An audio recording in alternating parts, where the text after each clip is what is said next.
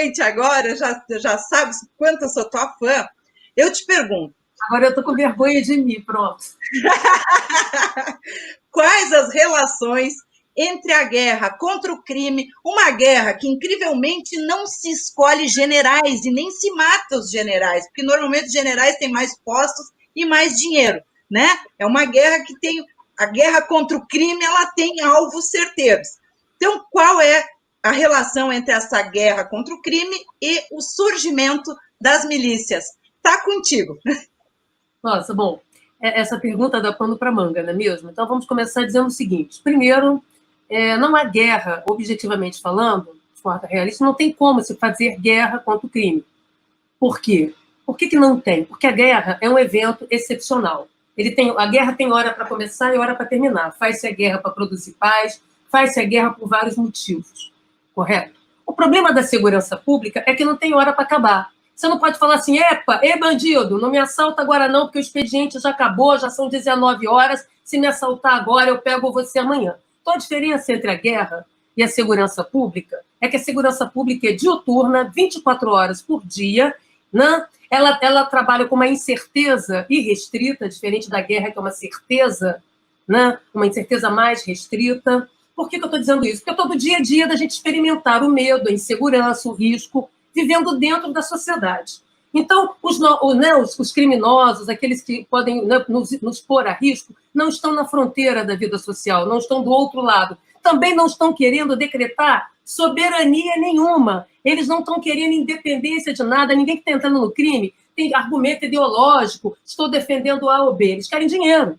Crime compensa, crime dá dinheiro, e para isso, né, várias modalidades de crime. Então, a ideia de fazer uma guerra para combater o crime, na verdade, é um marketing macabro, é uma publicidade do terror que visa, na verdade, e nós vamos trabalhar isso até onde vocês quiserem, né, produzir, ter um projeto de fundo, que é o projeto de promover a insegurança. E é disso que nós vamos falar, para ver em que pé estamos e por que, ao longo desses últimos 40 anos, em que se decretou guerra, pelo menos aqui no Rio de Janeiro, o que, na verdade, nós assistimos foi não governos contra o crime, mas governando-se com o crime, porque o crime dá rendimentos, o crime permite, é o melhor lugar para caçadores de campanha, correto? É o melhor lugar de se construir trajetórias políticas, né? É com a economia política do crime. Então, a primeira coisa é que decretar guerra, a pergunta é, alguém ganhou? Alguém venceu? Apesar do volume de mortos, né, de cidadãos, né, e de policiais também mortos e feridos,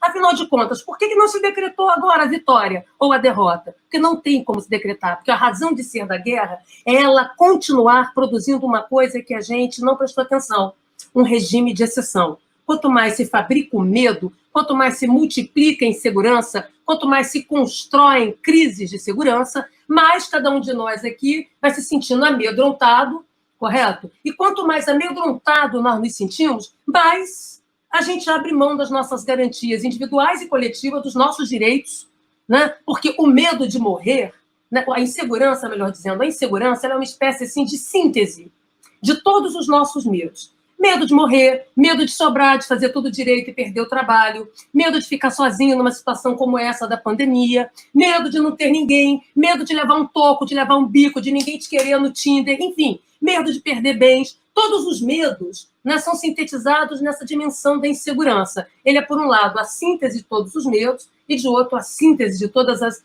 desconfianças que nós, cidadãos comuns, vivemos. Por isso, quando a gente aparelha o medo da população, quando a gente instrumentaliza a insegurança da população, isso tem um rendimento político-eleitoral para determinados projetos de poder muito elevados. Não se trata de resolver a segurança, não se trata de reduzir o medo, não se trata de reduzir o risco de vitimização, de ser estuprada, de ser assaltado, de ter a vida retirada por uma bala perdida ou bala achada. Muito ao contrário. Se trata de multiplicar este medo. E como assim?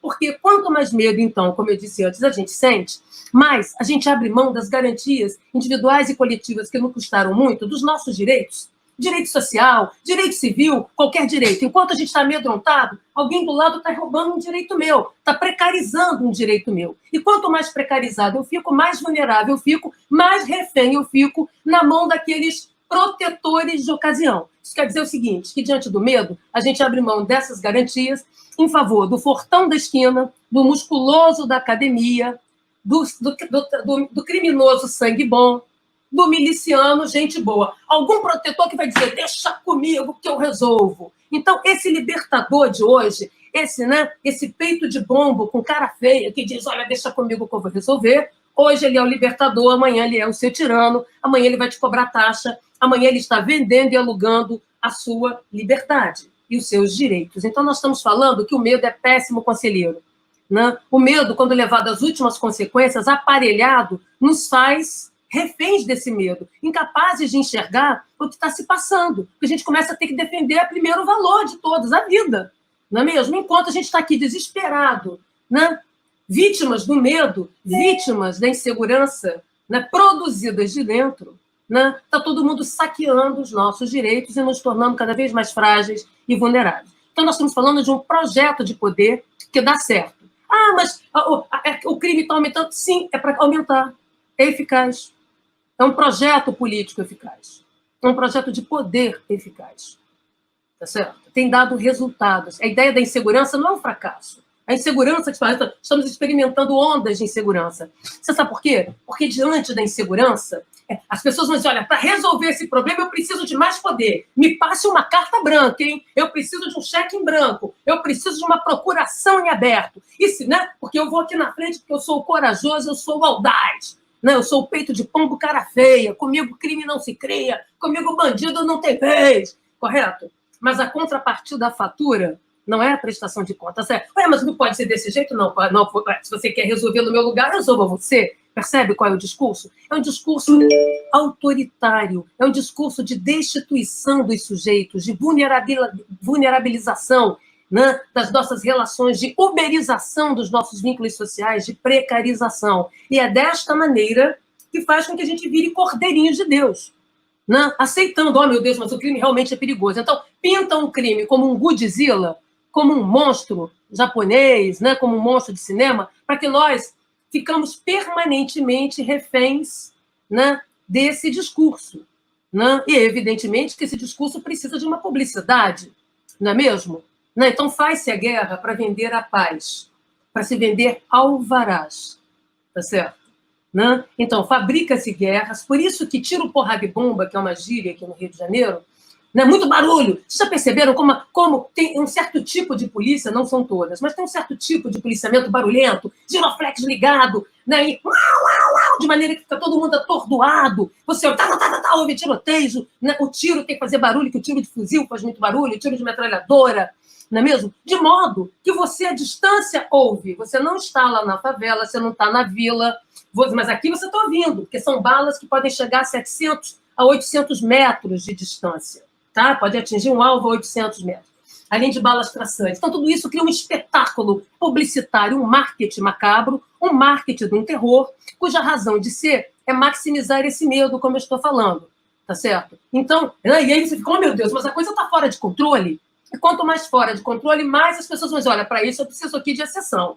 Não, preciso cada vez mais regimes do medo, práticas excepcionais, práticas de exceção. Olha, não se pode fazer um omelete sem quebrar o ovo. Só que esse ovo é o ovo do trabalhador, é o filho do trabalhador, é o filho do pobre, correto? Né? Porque as violências, elas têm